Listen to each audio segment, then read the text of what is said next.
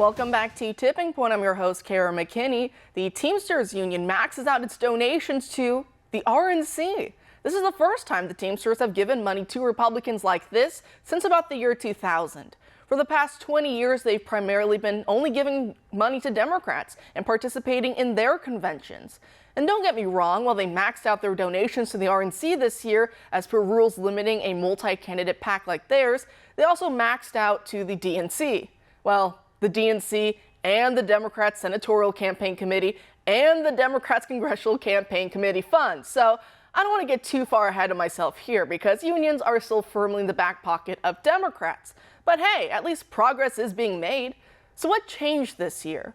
Well, Teamsters President Sean O'Brien, who oversees one of the largest labor unions in the country with nearly 1.3 million members, met with President Trump not once, but twice, with the most recent meeting happening in late January, right after the money was wired over to the RNC. No wonder Biden is worried and is starting to make some noise about backing off of the impossible EV mandates coming down through his EPA. He never thought he'd have to vie with Trump for any kind of union support. And his green energy takeover is a job killer for many working union members. The Teamsters endorsed Biden back in 2020, but now their president is meeting with Trump and is giving money to the RNC for the first time in years. So Biden should be getting worried, especially now as the Teamsters have not publicly come forward to back him for this election cycle. So what does that say? But you know who did endorse Biden against his better judgment and against the wishes of many of the union members he actually represents? The president of the United Auto Workers. I guess he's just going to forget about all the strikes last year by his union against Biden's green energy agenda. Perhaps the dirty little secret as to why is because Biden has been helping the labor union to expand its power, even as the administration actively undermines many of its own union members. Our next guest tonight warrants in the pages of the Chattanooga Times Free Press that, quote, having failed in both 2014 and 2019 to get the workers of Chattanooga's Volkswagen plant to vote them into power, United Auto Workers Union officials on their third attempt appear to have laid the groundwork to seize control of the plant with no employee vote at all. Here's how this is possible. As a result of sweeping changes recently made by former union lawyers currently sitting on the Biden administration's National Labor Relations Board, UAW organizers now have a new mechanism to bypass the NLRB's traditional secret ballot vote process. The UAW is already taking legal steps to do just that, end quote. Joining us now to discuss this piece is Mark Mix, the president of the National Right to Work Legal Defense Foundation. Mark, thanks for being here tonight. Well, Kara, it's good to be with you. Not much for me to say. You took care of it all in that intro. My goodness, you've done your homework on the RNC stuff and the Teamster stuff and now the UAW stuff. But I'm glad to have a chance to talk with you again about these important issues. No, you're too kind. You definitely are the expert here, and I'd love to pick your brain. So break down for us exactly what's going on at this Volkswagen plant. How can union leaders get away with trying to expand their power regardless of what the workers at the plant actually want?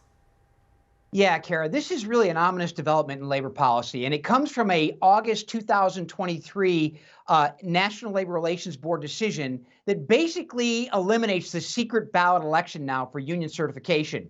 The case is called CEMEX, and basically what it does is it says that if a union official can walk into an employer's workplace and say, hey, we have a majority of the workers, of your workers, that want us to represent them, then it's now up to the employer to prove that that's not the case. And if they can't prove that the case, or if they miss what is a very narrow deadline to ask for an election to prove or disprove a majority status in their workplace, then the National Labor Relations Board feels completely free to compel them to accept the union to bargain on their employees' behalf by ordering them to recognize and bargain with the union. So the secret ballot election is basically eliminated now under this radical CEMEX decision.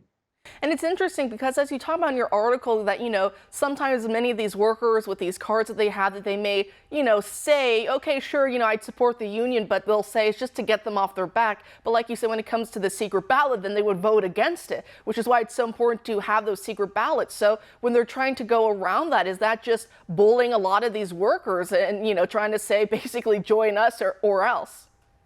Yeah, that's exactly right. And we helped the employees back in 2013 and 2014. They came to us because they found out that United Auto Workers had presented cards to Volkswagen, and they thought that Volkswagen was going to agree to accept the cards. When employees came to us, we helped them exercise their rights under the National Labor Relations Act to get a secret ballot election. And of course, despite the fact that the union officials said they had a majority, like they're saying right now, when the workers got a chance to go behind a curtain privately and cast their ballot, they voted against the union. And Kara, to your point, it's the AFL-CIO and union organizers that say, hey, we've got to get 65 or 70% of the petition signed or the card signed, because oftentimes it's the worker who will say, yeah, I'll sign it just to get the union organizer off their back. Those are their words, not ours. And it's so interesting because I think also the results speak for themselves. If they've already had votes in 2014 and in 2019, if the workers just keep saying no, it kind of seems like the answer is no at this point. But I mean, do unions take no for an answer? Not at all. Not at all. In fact, if the United Auto Workers is going to expand their portfolio and expand the number of members that they have in their union, they've got to organize right to work in automobile plants in right to work states. And they know that. And they just announced a $40 million investment in trying to organize those workers. And Kara, I don't know about you, but if you have to spend $40 million to convince people to join you without being able to go in and say, hey, here are the things we can do for you, I'm not sure that the workers, whether they be in right to work states or not, are buying what the United Auto Workers Union is selling. And to your point earlier about the electric vehicles, I mean, they know that 40% of the workforce in the automobile plants, if we do switch to electric vehicles in 2030, like Biden wanted to do and now is backing away, that's going to cost them jobs and members for sure.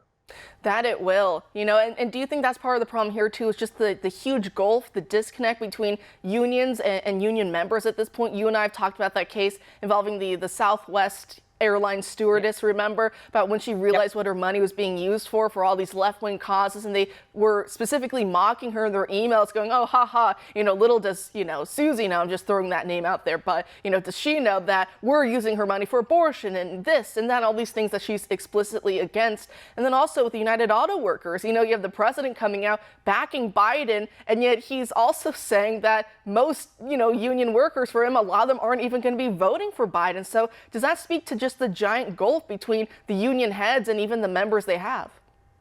Absolutely. And that disconnect between union officials and rank and file workers is growing wider and wider all the time. And to your point, the United Auto Workers Union, the 14 members of the executive committee gave their endorsement to Joe Biden. But Shawn Fain, shortly thereafter, when in front of a television camera, said, let me be clear, the great majority of our members are not going to be voting for Joe Biden. And he said they're going to vote their paycheck. Well, interestingly enough, NBC did a poll back in January, basically polling people about their questions about who could manage the economy and quote unquote their paychecks better, Joe Biden or Donald Trump. Donald Trump came out 22% ahead from that select of folks that were polled about the economy and their paychecks. So Shawn Fain may have had a Freudian slip and said out loud what he wasn't supposed to. But the truth is, he says a great majority of his workers aren't going to vote for Biden. I believe him.